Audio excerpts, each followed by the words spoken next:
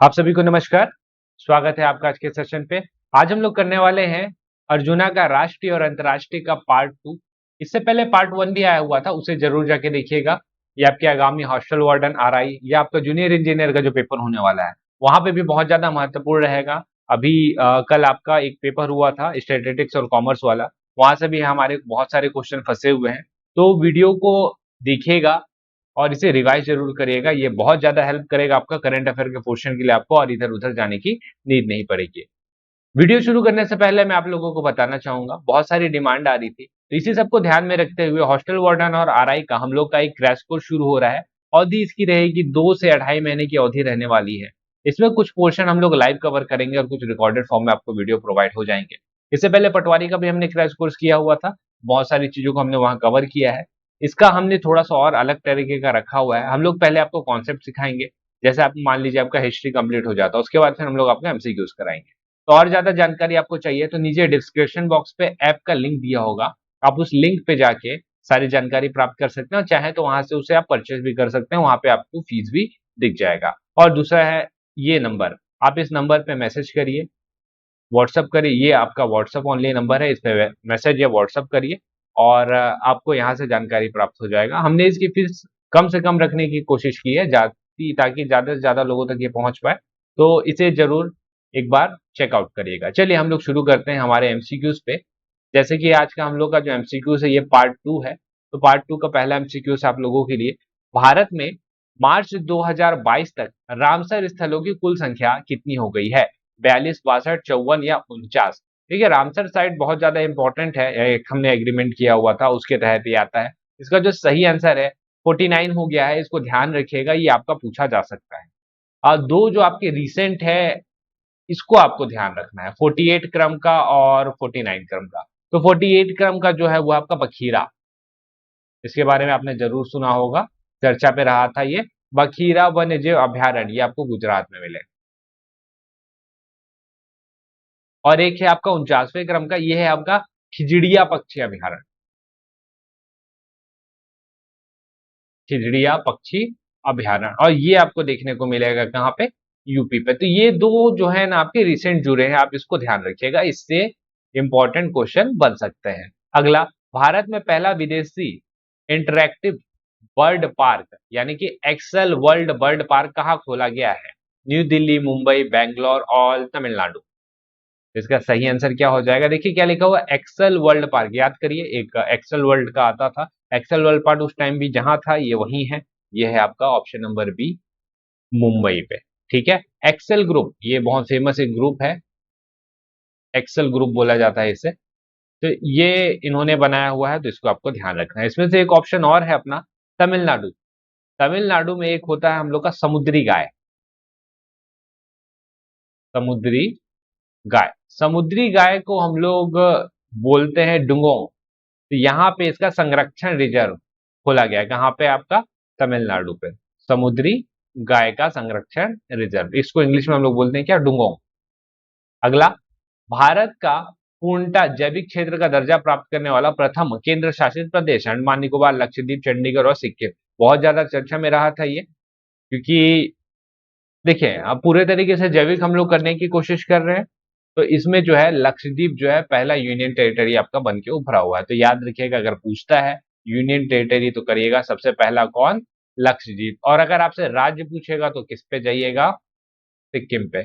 सिक्किम पहला राज्य है जो पूर्ण रूप से जैविक क्षेत्र का दर्जा प्राप्त कर चुका है। अगले क्वेश्चन पे चलते हैं।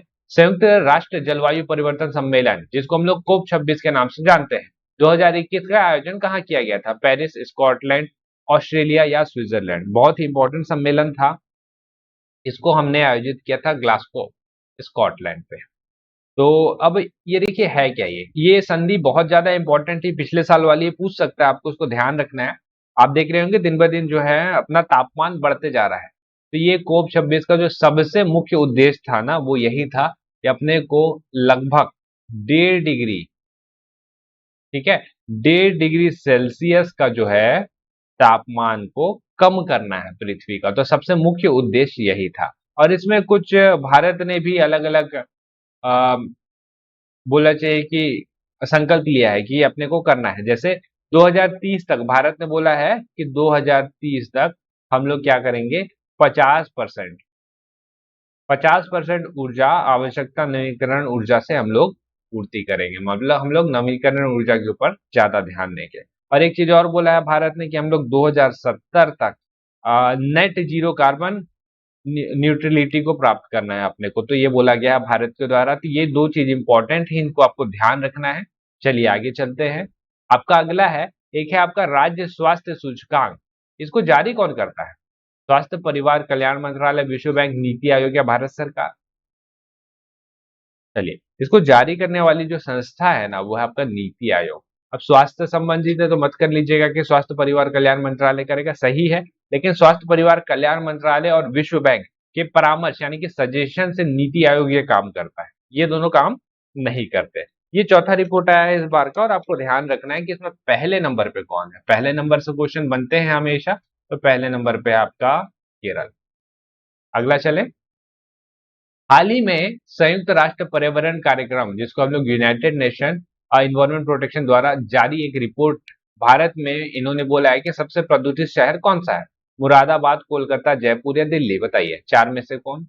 दिल्ली के साथ मत जाइएगा, इसका सही आंसर है आपका मुरादाबाद। ठीक है, अगला चलते हैं। World air quality index 2021 report के अनुसार विश्व की सबसे प्रदूषित राजधानी कौन सी है? लाहौर, मुंबई, कोलकाता या नई दिल्ली? ये बताइए।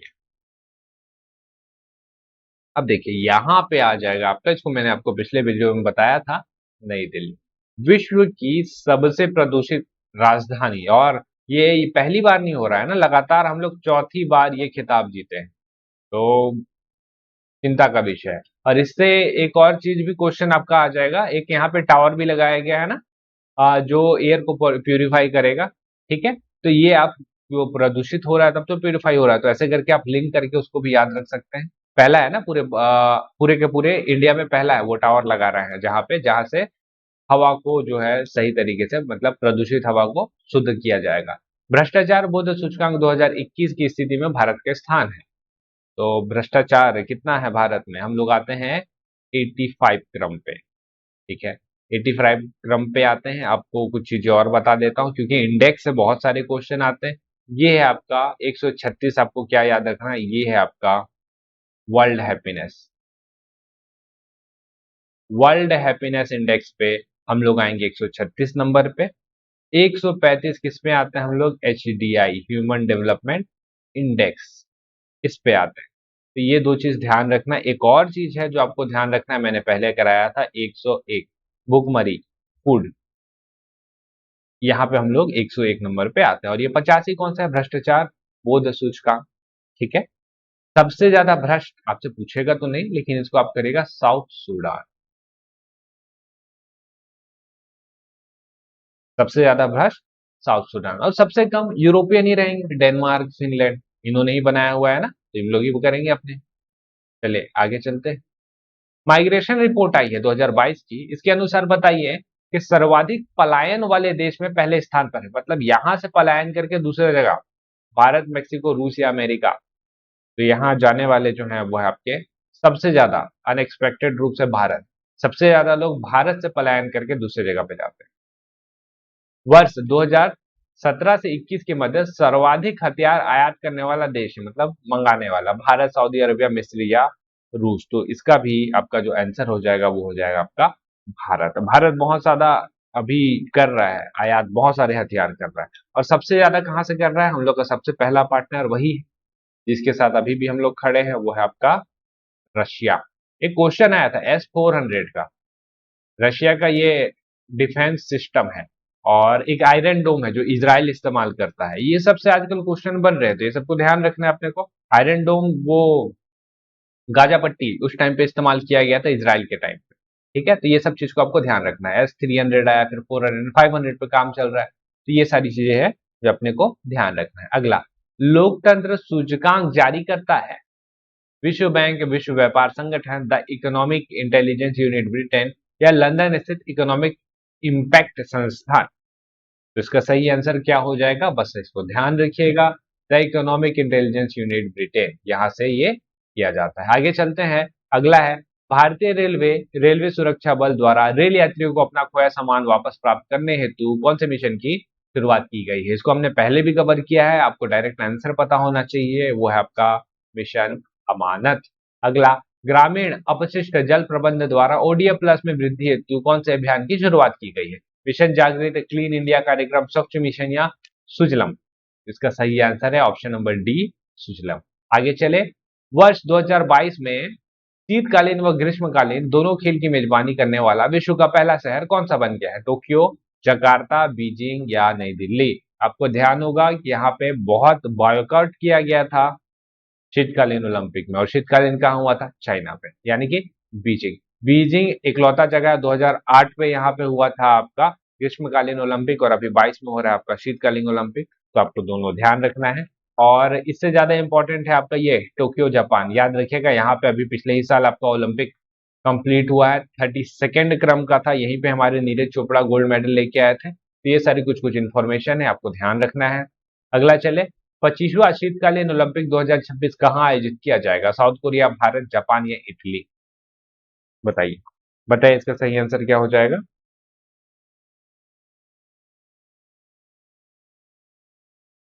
बताइए, 25वां शीतकालीन ओलंपिक 2026 कहाँ आयोजित किया जाएगा? साउथ कोरिया, भारत, जापान या इटली?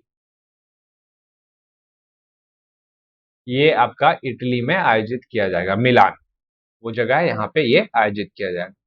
ट्रैक एंड फील्ड की व्यक्तिगत स्पर्धा में स्वर्ण पदक जीतने वाले प्रथम भारतीय हैं? बजरंग पुनिया, रवि कुमार दहिया, मनप्रीत सिंह या नीरज चोपड़ा? तो ये सारे लोगों ने जीता हुआ है, लेकिन gold medal track and field में इकलौता नीरज चोपड़ा लेके आए हुए हैं। 32वें क्रम का ओलंपिक था, मैंने आपको थोड़ी देर पहले ही बताया, इसको ध्यान रखिएगा, टोक्यो में आयोजित किया गया था, है ना। ये कभी कभी पूछता है कि खिलाड़ी कौन से फील्ड से बिलोंग करते हैं, जैसे बजरंग पुनिया हमारे कुश्ती पहलवान, रवि कुमार दहिया ये है फ्री स्टाइल कुश्ती करते हैं, मनप्रीत सिंह मनप्रीत सिंह देखिए एक आपके क्रिकेट में भी मिलेंगे, एक मनप्रीत सिंह जो है आपके हॉकी में भी, तो ऐसे भी आते हैं, आपको ऐसे सारी चीजों को ध्यान रखना है।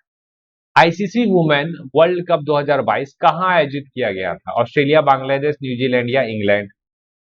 तो ये वाला जो चैंपियनशिप है इसको भी ध्यान रखिएगा, क्योंकि रिसेंट इवेंट है, तो रिसेंट इवेंट से क्वेश्चन पूछ सकता है। ये आपका न्यूजीलैंड में आयोजित किया गया था, अभी आपका हुआ था, मार्च में ही हुआ था, और अभी अप्रैल में ही खत्म हो रहा है, ज्यादा टाइम हुआ नहीं है। इसका विनर कौन है?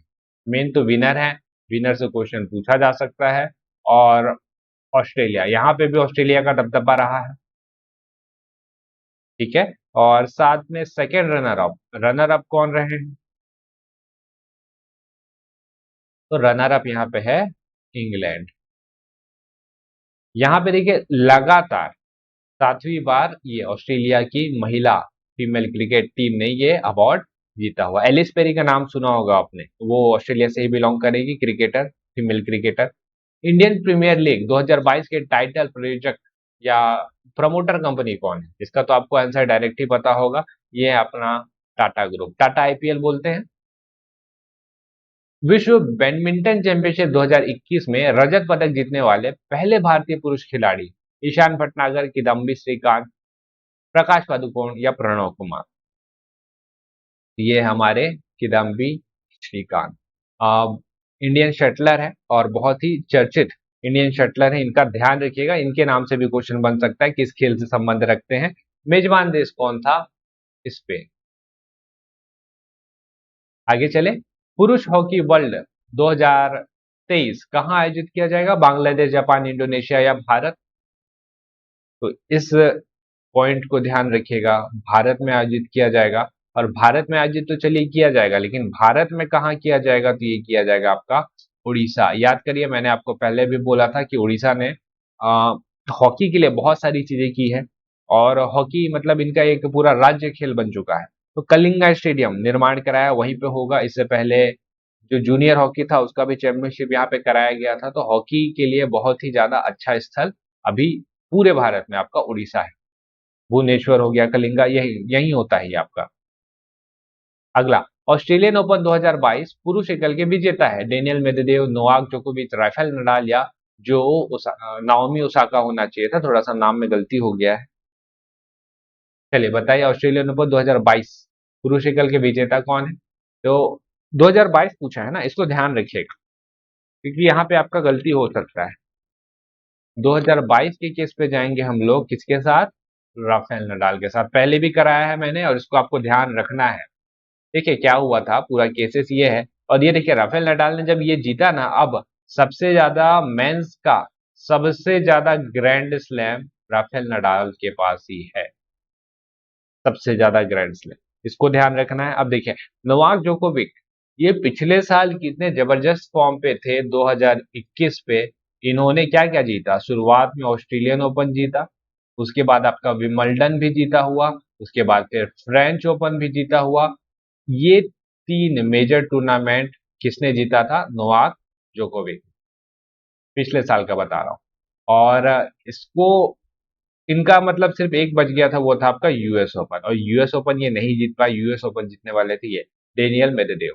तो ये बहुत ही इंपॉर्टेंट है, ध्यान रखिएगा। पिछले साल का पूछेगा तो सिर्फ ये तीनों, नोवाक जोकोविक, डेनियल मेदवेदेव, सिर्फ यूएस ओपन। इस साल हो सकता था कि नोवाक जोकोविक ये आपका ऑस्ट्रेलियन ओपन जीत जाते, लेकिन ये इन्होंने वैक्सीन नहीं लगवाई थी और वैक्सीन नहीं लगने के कारण इनको जो है ऑस्ट्रेलियन ओपन में खेलने नहीं दिया गया। बहुत ज्यादा चर्चा में थे, आपको ध्यान रखना है इनके बारे में।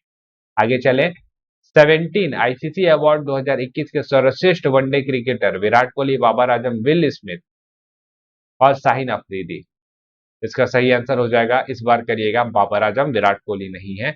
विल स्मिथ ये आपके हॉलीवुड के एक्टर हैं, इनको इस बार का ऑस्कर अवार्ड मिला है। थप्पड़ कांड आपको पता है, थप्पड़ मार दिया था इन्होंने स्टेज पे, तो बहुत ज्यादा चर्चा में रहे थे, तो ध्यान रखिएगा।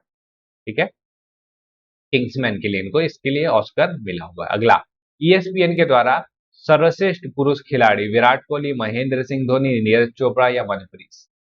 तो ईएसपीएन इन्होंने निकाला पिछले साल ही है, तो उस टाइम पे हमारे सर्वश्रेष्ठ खिलाड़ी जो थे वो थे Neeraj Chopra, gold medalist, golden boy. आगे चलते हैं।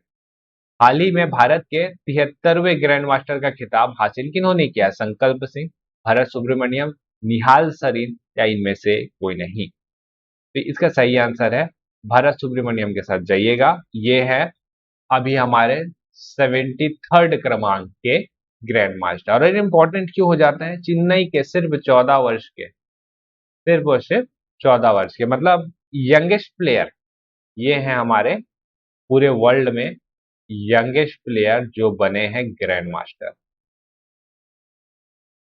ठीक है, ग्रैंड मास्टर क्या होता है? रेटिंग जिसकी ज्यादा रहती है, 2200-2300 रेटिंग के ऊपर चल जाता है तो ग्रैंड मास्टर कहलाता है।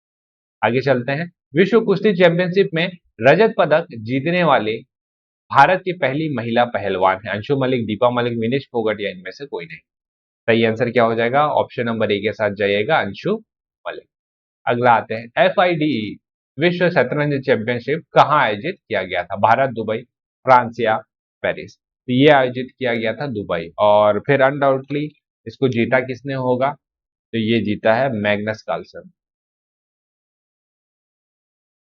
अभी विश्व चैंपियन यही है, मैग्नस कार्लसन। ध्यान रखिएगा, ये 5वीं बार जीत रहे हैं, तो कंटिन्यू जीत रहे हैं। ठीक है, आगे चलते हैं। आईसीसी T20 पुरुष विश्व कप आगामी 2022 में मेजबान देश, मतलब कौन मेजबानी करेगा? साउथ अफ्रीका, ऑस्ट्रेलिया, न्यूजीलैंड या बांग्लादेश। तो अभी 2022 चल ही रहा है, अपने को बताना है। इसका सही आंसर हो जाएगा, ऑप्शन नंबर बी के साथ जाइएगा, ऑस्ट्रेलिया मेजबानी इसका करने वाला है। ठीक है, इसके बाद क्या होगा? 2023 में आईसीसी वनडे, आईसीसी वनडे होगा, और ये वाला जो वनडे है इसकी मेजबानी जो है वो करेगा आपका भारत। तो ये दोनों को आपको ध्यान रखना है। ठीक है, अब एक इंटरेस्टिंग फैक्ट बताता हूँ आपको मैं यहाँ पे। T20 आपका इस बार हो रहा है ऑस्ट्रेलिया में, अगला बार यानी कि 2024 में अमेरिका और वेस्ट इंडीज करेंगे। ठीक है, उसके बाद फिर 26 में भारत और श्रीलंका। तो ऑस्ट्रेलिया, अमेरिका और वेस्ट इंडीज कर रहा है, ये बड़ी बात है। वेस्ट इंडीज तो चलिए ठीक है, फिर भी अमेरिका मेजबानी कर रहा है। अगला, 19वां एशियाई खेल 2022 कहाँ आयोजित किया जाएगा? चीन, जापान, कतर या सऊदी अरबिया। तो ये 2022 वाला जो है चीन में आयोजित किया जाएगा। और इसके बाद जो आएगा बारी वो आएगा आपका 2026 वाला, जो कि जापान आयोजित करेगा। इसको ऐसे क्रम में लिखा गया है, इसको आपको ध्यान रखना है। उसके बाद फिर 2030 वाला ये कतर, उसके बाद सऊदी अरेबिया 2034 वाला। तो मैक्सिमम आपको जापान तक का ध्यान रखना है, पूछ सकता है। अच्छा, कतर और दोहा से याद आया, दोहा या कतर, यहाँ पे अभी देखिए 2022 में तो हम लोग हैं ही, यहाँ पे 2022 का भी फीफा वर्ल्ड कप होने वाला है। ठीक है, तो फीफा वर्ल्ड कप कहाँ हो रहा है पूछ सकता है, तो करिएगा दोहा, कतर। अगला, सूर्य के कोरोना के अध्ययन के लिए भेजा गया पहला सूर्य मिशन का नाम क्या है? पार्कर सोलर प्रोब, सूर्य मिशन, सोलर मिशन, या इनमें से कोई नहीं। सही आंसर इसका हो जाएगा पार्कर सोलर प्रोब। देखिए ये चर्चा में रहा था क्योंकि भेजे काफी समय हो गया है और अभी सब सही तरीके से हो रहा है। कोरोना का अध्ययन हो रहा है, इन्होंने डेटा भी भेजा हुआ है, तो बहुत सारी चीजों के बारे में पता चल रहा है, तो काफी ज्यादा चर्चा में रहा। और वैसे ही ये भी चर्चा में रहा था, डीआरडीओ ने एक बैलिस्टिक मिसाइल का विकसित किया है। उस बैलिस्टिक मिसाइल का नाम क्या है? ब्रह्मोस मिसाइल, अभी हाल ही में कम दूरी की बैलिस्टिक मिसाइल। प्रलय, परम गंगा, परम प्रवेग। बताइए इसका सही आंसर क्या हो जाएगा? इसका जो सही आंसर है वो हो जाएगा आपका ये, ध्यान रखिएगा, प्रलय। कम दूरी की बैलिस्टिक मिसाइल बोला हुआ है ना, तो कम दूरी में आप प्रलय पे जाइएगा। ब्रह्मोस आपका चर्चा में था, आपको ध्यान हो तो ये क्या है ना, फिलीपींस को बेचना है अपने को। ठीक है, तो ये चर्चा में था। और ये जो है परम गंगा और परम प्रवेग, याद रखिएगा, परम नाम से हम लोग जो रहता है सुपर कंप्यूटर बनाते हैं।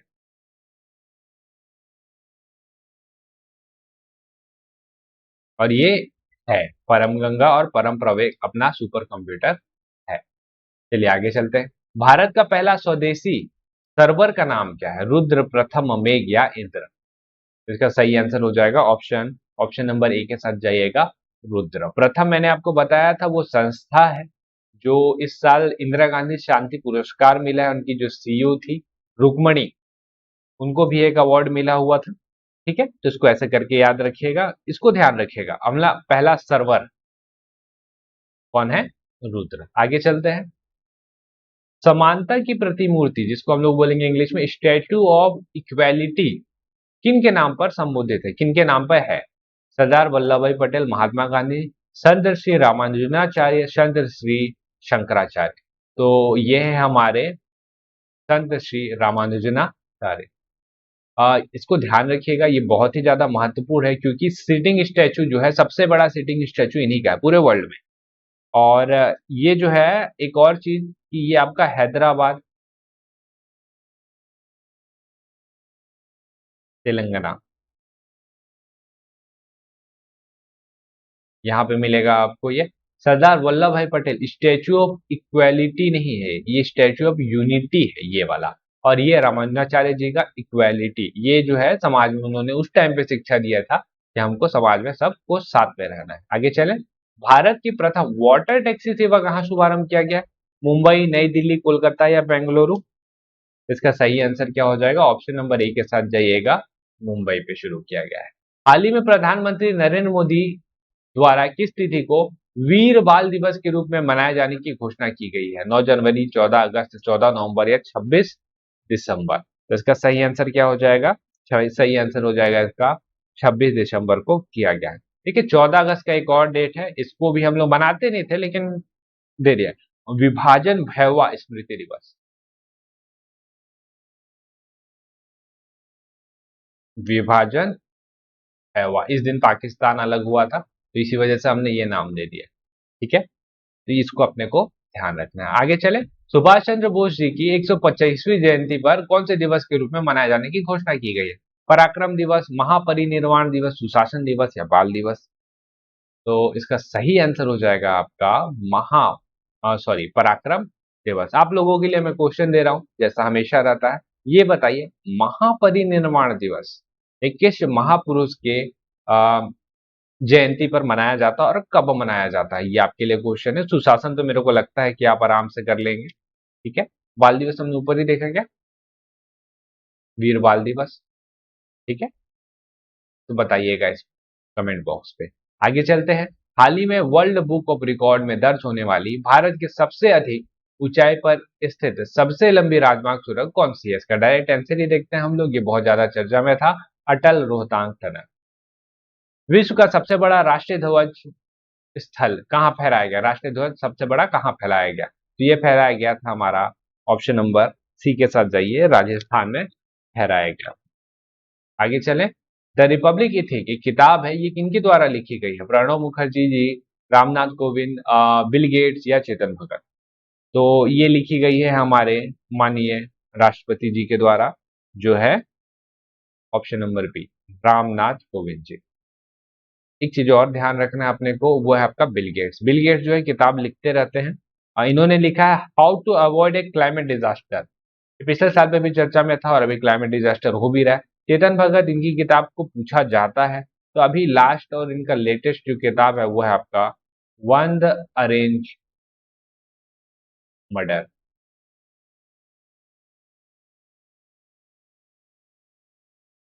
हाल ही में नमामि गंगा कार्यक्रम का नवीनतम शुभांकर बनाया गया है, किसको बनाया गया है?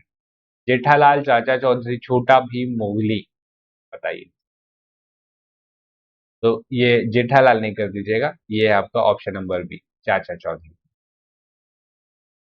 भारत की प्रथम पैरालंपिक खिलाड़ी जिन्हें अभी हाल ही में पद्म भूषण प्राप्त किया, अवनी लेखरा, प्रमोद भगत, देवेंद्र झाझरिया या नीरज चोपड़ा? सही आंसर, सही आंसर हो जाएगा इसका option option number C, Devendra Jhajharia. ध्यान रखिएगा, ये पैरालंपिक खिलाड़ी हैं, इनको गोल्ड मेडल मिल चुका है पैरालंपिक में भाला फेंक। जब ओलंपिक खत्म हुआ तो पैरा ओलंपिक शुरू हुआ था, पहला शायद गोल्ड मेडल इन्होंने ही लेके आया हुआ था, देवेंद्र झाझरिया। भाला फेंक में लाया हुआ, और ये पहले और इकलौते खिलाड़ी हैं अभी जिनको ये जो है आपका पद्म भूषण मिला हुआ है। बाकी आपकी ये देखिए, अवनी लेखरा, इनके बारे में ध्यान रखिएगा, पद्मश्री मिला हुआ है। प्रमोद भगत, इनको भी पद्मश्री मिला हुआ है। ये आपके ये खिलाड़ी हैं, इनके बारे में ध्यान रखिएगा कौन से खेल से संबंधित है, क्योंकि बड़ा अवार्ड मिला हुआ उनको। नीरज चोपड़ा, इनके बारे में जानते ही हम लोग सब, पद्मश्री इनको भी मिला हुआ है। तो ये थे हमारे टॉप 40 क्वेश्चन। ये आपके आगामी सारे एग्जाम के लिए बहुत ही ज्यादा महत्वपूर्ण रहेंगे। कुछ दिन में आपको अप्रैल माह का भी करंट अफेयर देखने को मिल जाएगा, और आप किस टाइप का और एमसीक्यूज देखना पसंद करेंगे वो हमें कमेंट करके जरूर बताइएगा। और किसी को अगर क्लासेस ज्वाइन करना है तो इस नंबर पे मैसेज करके आप जानकारी प्राप्त कर सकते हैं। व्हाट्सअप करेगा, आपको वहां से आराम से इंफॉर्मेशन प्रोवाइड हो जाएगा। नहीं तो हमारा एक सीजीपीएससी संकल्प का एप्लीकेशन है, आप उसे डाउनलोड करिए, आप वहां से भी जानकारी प्राप्त कर सकते हैं। चलिए फिर हम लोग मिलेंगे अगले वीडियो पे और करेंगे कुछ और अच्छे एमसीक्यूज। तब तक के लिए आप सभी का बहुत बहुत धन्यवाद।